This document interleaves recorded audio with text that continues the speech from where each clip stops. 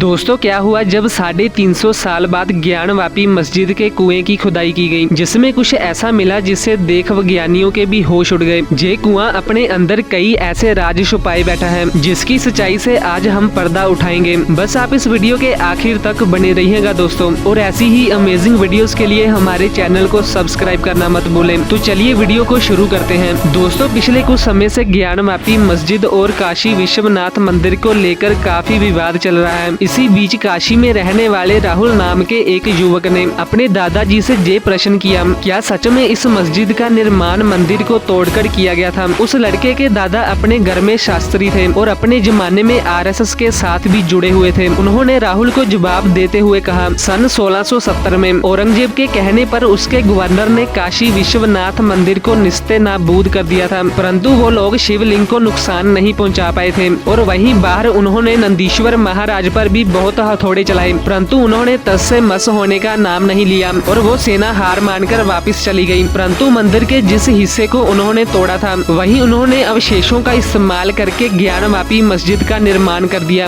राहुल ने अपने दादाजी से कहा कि ये सब बातें अफवाह भी तो हो सकती हैं। तब उसके दादाजी ने कहा कि इस मस्जिद के अंदर एक कुआं मौजूद है, जिसके अंदर अगर खुदाई की जाए तो वहाँ बहुत सारे सबूत मिल सकते हैं, और किसी भी इस्लामिक इमारत में कुआं नहीं होता, कुआं केवल मंदिरों में ही पाया जाता है। ये सब सुनकर राहुल को भी यकीन हो चुका था कि ज्ञानवापी मस्जिद का निर्माण काशी विश्वनाथ मंदिर को तोड़कर ही किया गया है। अब दोस्तों राहुल किसी भी हालात में अपना हक लेना चाहता था। इसी बीच खबर आई कि सुप्रीम कोर्ट ने ज्ञानवापी मस्जिद के अंदर सर्वे के आदेश दिए हैं, जिसके लिए उन्होंने एक वैज्ञानिकों की टीम भी निर्धारित की है। राहुल को बखूबी पता था कि सर्वे टीम का क्या नतीजा निकलेगा, परंतु वो सच्चाई अपनी आंखों से देखना चाहता था। लेकिन जब सर्वे टीम ज्ञानवापी मस्जिद पर सर्वे के लिए पहुंची तो मुस्लिम समाज के लोग इसका विरोध करने लगे और वहां भीड़ इकट्ठी हो गई। राहुल समझ चुका था कि मस्जिद के अंदर घुसना इतना आसान नहीं है, इसलिए उसने मुस्लिम लड़के का रूप धारण किया और किसी तरह मस्जिद के अंदर दाखिल होने में कामयाब हो गया। जब राहुल उस मस्जिद के अंदर गया तो वहाँ का नजारा देख उसके होश उड़ गए, क्योंकि वहाँ की जो नक्काशी थी वो पूरी तरह से किसी मंदिर होने का दावा कर रही थी, और उसका जो थोड़ा बहुत बाग था वो पूरी तरह से काशी विश्वनाथ मंदिर से ही मेल खा रहा था। लेकिन राहुल को तो उस कुएं के पास पहुंचना था, जिसके बारे में उसके दादाजी ने उसे बताया था। थोड़ा आगे जाने पर सच में उसे वो कुआं दिखाई दिया। दोस्तों वो कुआं काफी गहरा था, परंतु नीचे जाने के लिए सीढ़ियां बनी हुई थी।